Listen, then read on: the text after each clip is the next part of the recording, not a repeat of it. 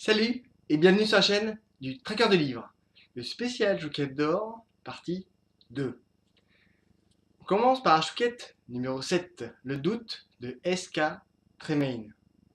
Un an après la disparition tragique d'une de leurs jumelles, Angus et Sarah Moorcroft décident de quitter Londres pour changer de vie. Un changement drastique, décidé en toute conscience afin de sauver leur couple et leur famille. Il n'y a plus de boulot, ils doivent partir pour survivre. On passe d'une maison à Londres, dans le quartier de Camden, à une petite ville écossaise de Skype, avec des phoques.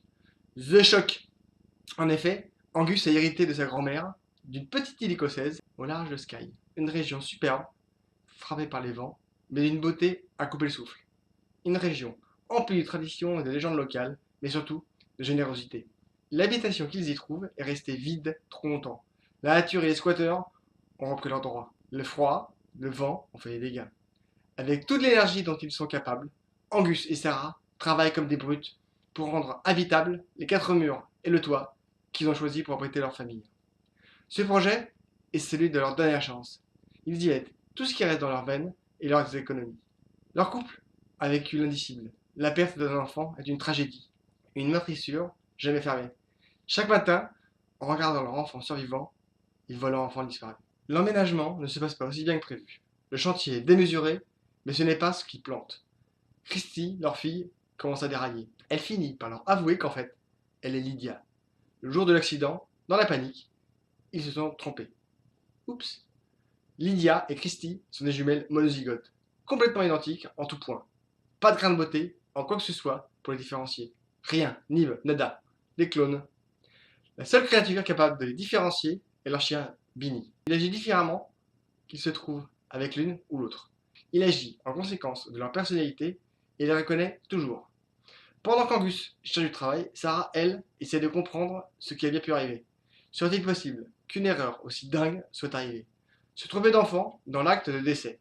Ses souvenirs de cette journée ne sont pas très nets. Elle sait qu'elle s'est écroulée après la mort accidentelle de Lydia. Elle a pris des anxiolytiques qui l'ont complètement abruti. Des vagues souvenirs, quelques flashs. Et puis, il y a les yeux d'Angus qu'elle perçait par moments. Elle le surprend à lui jeter des regards chargés de haine. Elle n'en comprend pas la raison. Plus les jours passent, plus le doute s'installe. Lydia n'est pas morte ce jour-là. Christy, si. Il va falloir tout remettre à plat. Refaire l'enterrement, revivre ce deuil. Elle veut comprendre ce qui s'est passé ce jour-là. Lydia va de mal en pis. Sarah veut comprendre quoi qu'il arrive.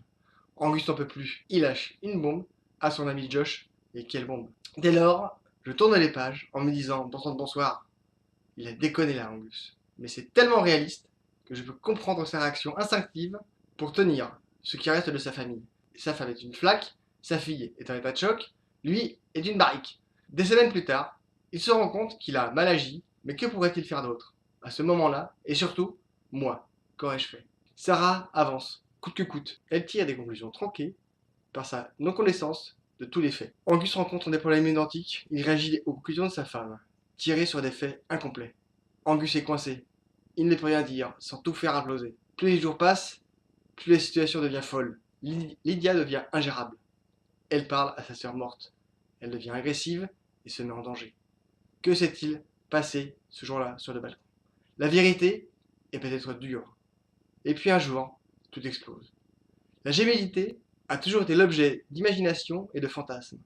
Placer l'action dans une région pleine d'histoires et de légendes donne une résonance toute particulière à cette histoire aussi oppressante que paralysante. L'auteur arrive à nous entraîner sur des chemins tortueux, mais ce qui me frappe le plus lors de cette lecture est le réalisme de chaque fait. Qu'aurais-je fait, moi, à leur place? Chouquet d'or numéro 8. Le magicien de Jean-Marc Souvira. Le 2 janvier 2002, Arnaud Lécuyer sort de prison. Arrivé en 1990, condamné à 15 ans de prison pour viol et crime. Il sort aujourd'hui. Planquez vos mômes, on ne peut pas s'empêcher de frissonner quand il passe la porte de la prison. L'auteur nous fait le petit résumé de ces dernières années passées derrière les barreaux. Il garde le meilleur pour la fin du chapitre, le coquin. Le jour où il sort, un fauve est lâché dans la nature. L'écuyer s'est servi de ces dernières années pour se former. Il est plus fort, plus malin et plus fou. Il a dupé tout le monde pendant 12 ans, sans compter ce qu'il a fait avant. Arnaud Lécuyer est le magicien. Il rentre chez lui. Son appartement l'attend, Il prépare ses rendez-vous avec son psy et son employeur. Il organise sa vie pour que tout soit lisse. En voiture, il respecte toujours les limitations de vitesse. Mais sa ceinture, tout doit être fait pour être transparent. Il attend le moment propice pour taper. Il a tout son temps.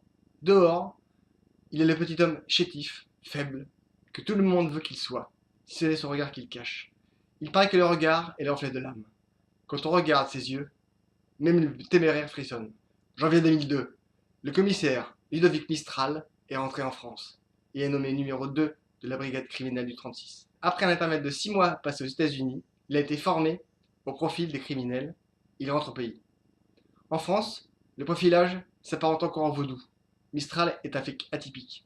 Homme de terrain et d'action, il obtient de bons résultats et est respecté autant par ses collègues que par ses supérieurs, chose rare. Il sait qu'une affaire différente peut permettre d'attraper des criminels difficilement touchables autrement.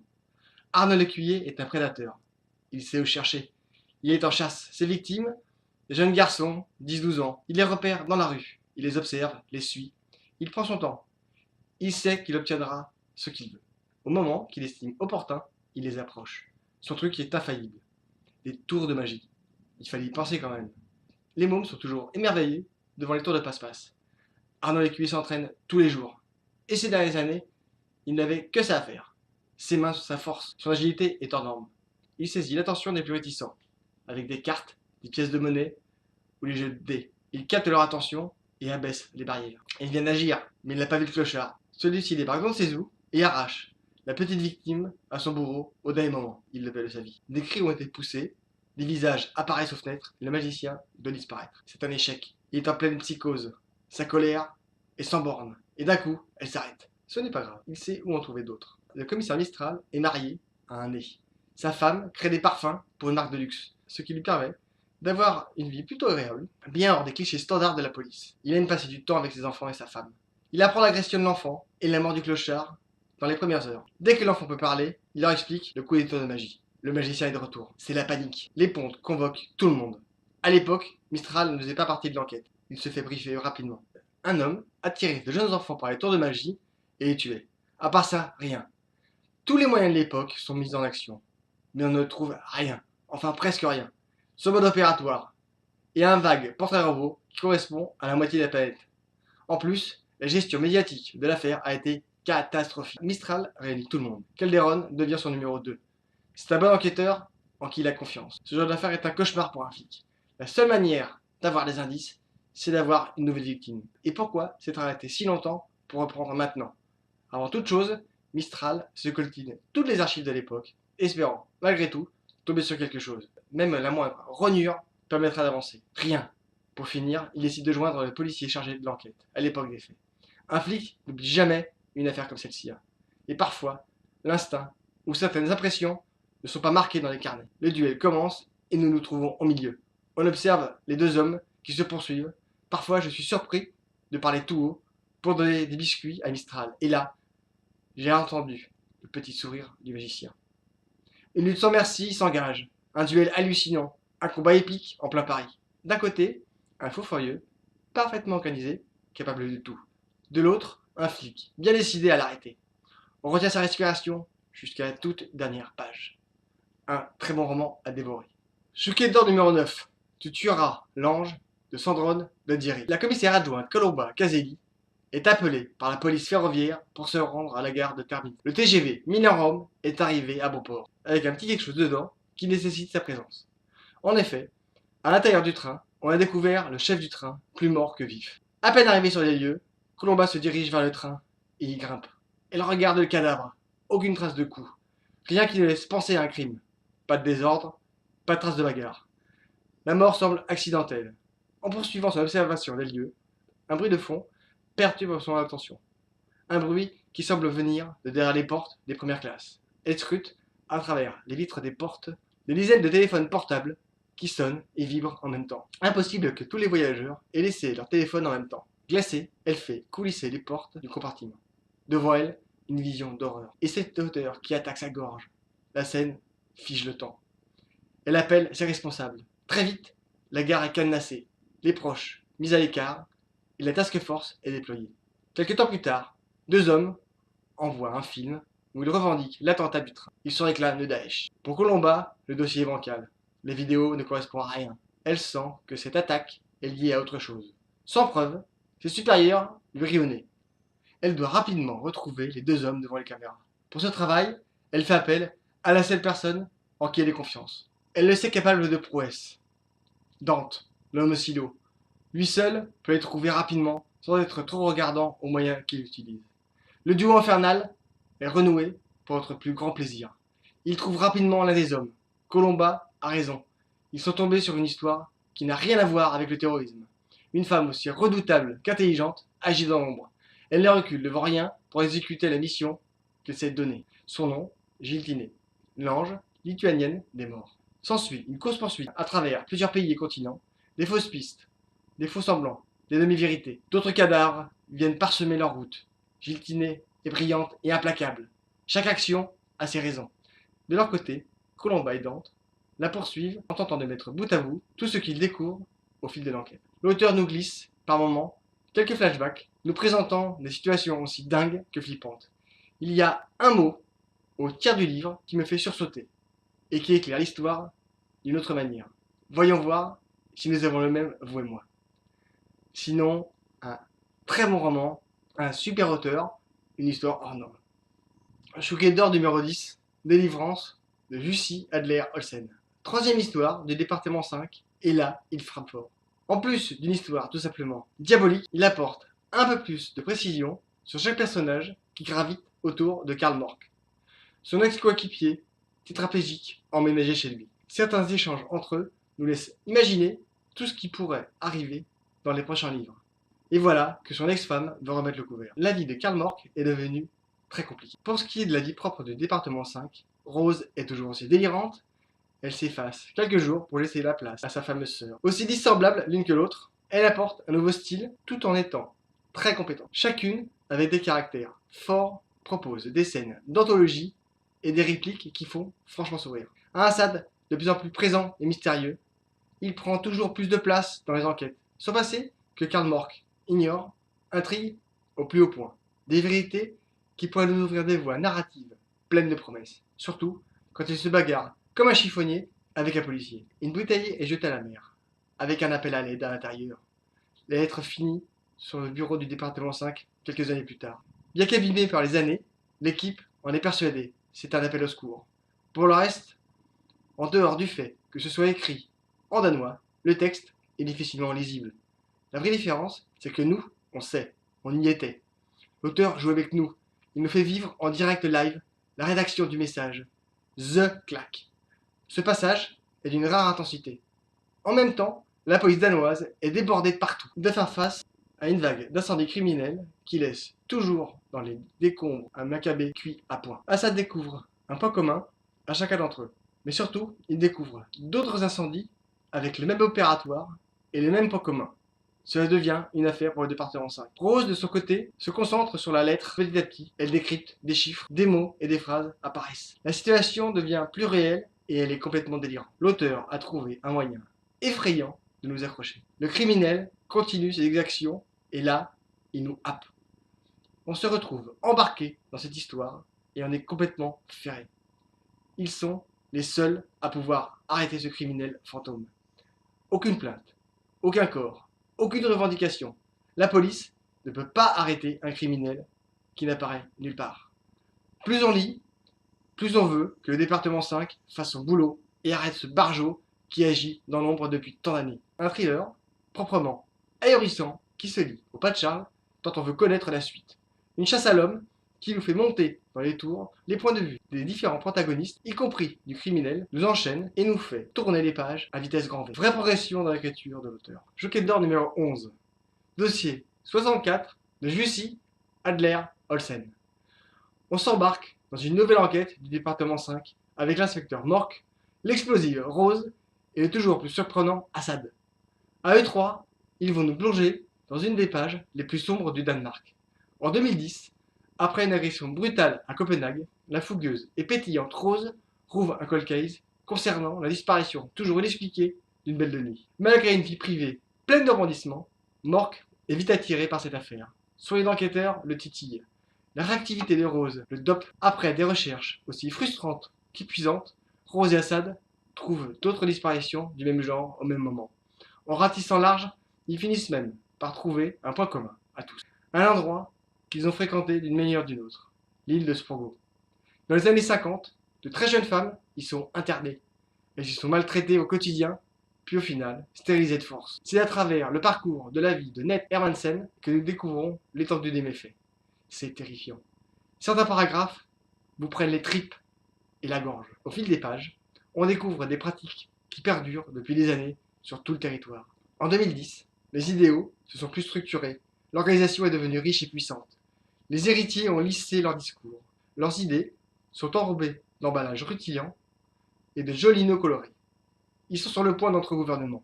Le travail de sape et de corruption a commencé des années plus tôt à enfin payer. Mork, Rose et Assad sont autant de cailloux pointus dans leurs belles chaussures qui pourraient encore les empêcher de franchir les sphères du pouvoir. Ils sont seuls, mais incroyablement tenaces. Face à ce danger, pouvant ruminer des années d'efforts, les ordres sont donnés. La cause est plus importante que le reste. Toutes les personnes qui pourraient les empêcher d'atteindre leurs objectifs doivent disparaître. Toutes, quitte à finir le travail commencé sur l'île de Sproggo et nettoyer le reste, nos limites. Les cadavres commencent à pleuvoir. Et de deux, plus il écrit, plus il devient bon. Après Délivrance, qui marque une révolution, Dossier 64 frappe par une histoire incroyable et la justesse des personnages qui nous happent dès le départ.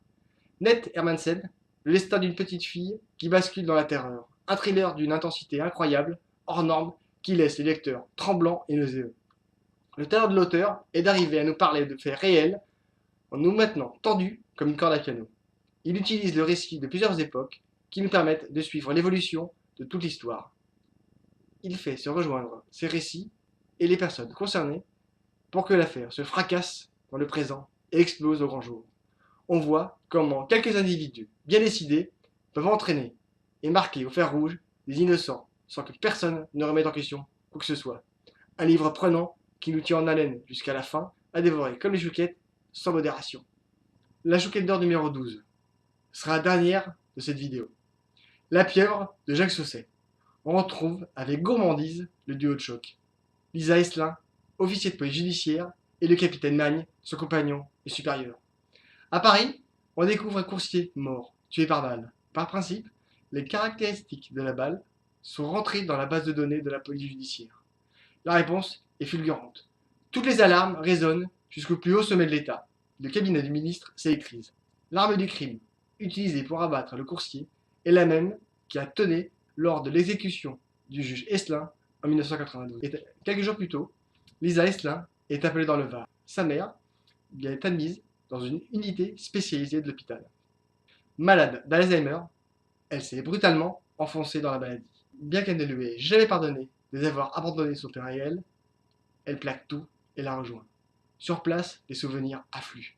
Des questions, des interrogations, des bribes de souvenirs. Dans la foulée, Magne est muté au 36 quai des Orfèvres, la brigade criminelle. Seule la crème de la crème des enquêteurs est envoyée dans la ruche. Il prend du galon par la même occasion sur ordre du ministre. Il devient commandant. C'est une consécration. Normalement, ce télescope a son ressenti pour Lisa. Il ne peut pas partager la nouvelle avec elle. C'est l'enquête sur la mort de son père qui le propulse dans les hautes sphères. Il ne peut pas mêler Lisa à l'enquête en cours. Il sait d'avance qu'il lui en voudra des décisions qu'il prendra sans elle.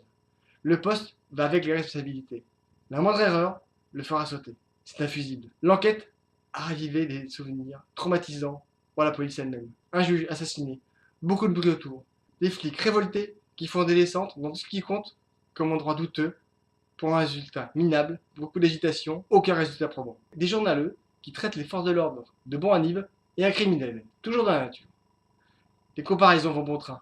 En Italie, le juge Falcone est abattu le 23 mai 1992 à Palerme, suivi de quelques mois par le juge Borsellino, assassiné le 19 juillet 1992 à Palerme. En France, après l'assassinat du juge Michel en 1981, c'est le juge Esselin qui est tué le 20 juillet 1992 pour avoir creusé trop profondément dans la fange de la corruption. Pourquoi cette arme réapparaît des années après, qui plus est sur un simple coursier? L'équipe de Magne se penche un peu sur ce fameux coursier. La balle est trop chaude pour un malfaisant lambda. Le nez de Magne le titille. La transparence du coursier elle-même est suspecte. Il envoie l'un de ses hommes infiltrer le lieu de travail du Maccabée. Aidé par son équipe de choc, il avance, débroussaille, farfouille. Dès qu'il soulève un coin, les alarmes retentissent. Cette affaire est une bombe à retardement. Plus il avance, plus les morts s'entassent.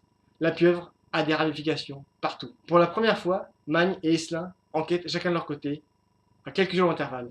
Une première scission entre les deux enquêteurs. Je me demande ce que la suite nous propose.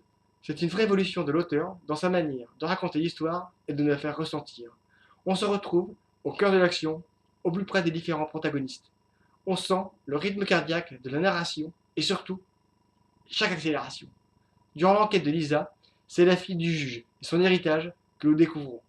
Un passé multiple et dangereux qui se fracasse avec le présent. Magne, lui, doit poursuivre dans un certain cadre qu'il dépasse parfois quand c'est nécessaire. Ses avancées se font à travers son équipe. Les découvertes lui révèlent une corruption au plus haut sommet de l'État. De secrets de famille en rebondissement, on sursaute, on frémit, on tremble, et parfois on est touché par les souvenirs.